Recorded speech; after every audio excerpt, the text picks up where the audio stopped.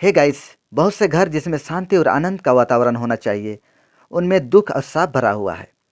माता पिता टूटे और खेदित मन के साथ अपने बिखरते हुए परिवार को देख रहे हैं। कई घरों में बच्चे आपस में लड़ते और झगड़ते हैं।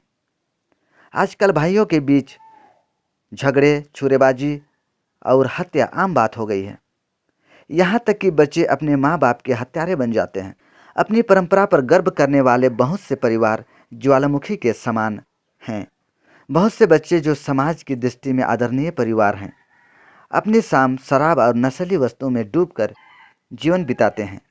समाज में ऊंचे पद पर रहने वाले संपन्न और शिक्षित लोग अपनी वेदनाओं को भूलने का यह तरीका अपना रखा है। अपने धन संपत्ति की बहुतायत के कारण तथा शिक्षा के अभाव के कारण गलत मार्ग पर चलने वाले बच्चे अपने ही परिवार के नाशक बन जाते हैं। लेकिन इस परिस्थिति का मूल कारण क्या है? ऑथर कहता है, 10वीं कक्षा में पढ़ने वाले होशियार बेटे से माता पिता खुश होते हैं।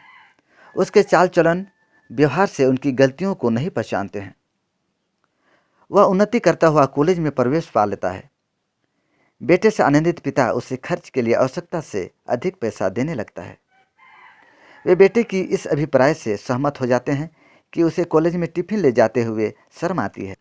होटल से अच्छा खाना खाने के लिए बेटे को पैसा देते हैं। अच्छे नंबरों से पास होने के लिए उन्हें ट्यूशन का इंतजाम करवाते हैं। इस तरह सवेरे सवेरे निकलने वाले बेटे का नाश्ता व दोपहर का खाना होटल से होता है।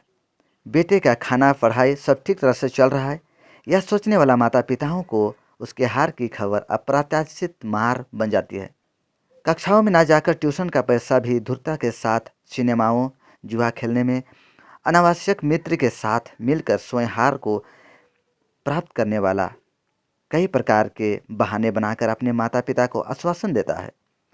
वे इस बात से सहमत हो जाते हैं कि बेटे की हार उसकी अपनी गलती से नहीं हुई। हड़तालें, अयोग्य अध्यापक, ना पढ़ाए गए पाठों का प्रश्न, लंबी दूरी की बस यात्रा आदि बेटा अपनी हार का कारण बताता है। इससे प्रेम करने वाले माता पिता उस पर विश्वास करके फिर से पैसा खर्च करने के लिए तैयार हो जाते हैं। बस यात्रा की असुविधा से बचने के लिए उसे मोटरसाइकिल खरीद कर देते हैं। लेकिन यह सब उसके पराजय के कारण ही बनते जाते हैं। बेटा लगातार पराजित होता गया। उन्होंने निर्णय लिया कि उसे इस तरह से छोड़ना ठीक नहीं है। जब उन्होंने कॉलेज और अन्य लोगों से उसके बारे में पूछताछ की तो रोंगटे खड़े कर देने वाली खबर उन्हें सुनने को मिली। होशियार बेटे के पराजय के कारण वे स्वयं हैं, यह उन्हें समझ में आ गया, लेकिन बहुत देर हो चुकी थी। वह कुमार्ग में इतना धंस चुका था कि उसका सुधारना मुश्किल था। जीवन नियंत्रण से बाहर होकर बुरे प्रभावों तथा नशीली पदार्थों का गुलाम बन चुका था। अब पछताने से भला क्या होगा? क्या आप भी इस बोझ से परेशान हैं कि कुमार्ग में भटके हुए बच्चों को सही मार्ग पर लाना मुश्किल है? शायद आपकी परेशानी बच्चों की नियंत्रण से बाहर हो गई हो।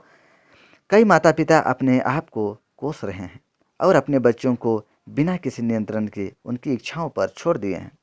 लेकिन ओथर कहता है, मैं उनसे कहना चाहता हूँ, यीशु मसीह के लिए कुछ भी असंभव नहीं है। यीशु के समीप आकर अपनी कमियों को उसे सौंप दे। अपने बच्चों की गलतियों के लिए क्षमा याचना करे। प्रभु से विनती करे। प्रभु आपके परिवार को आशीष करेंगे।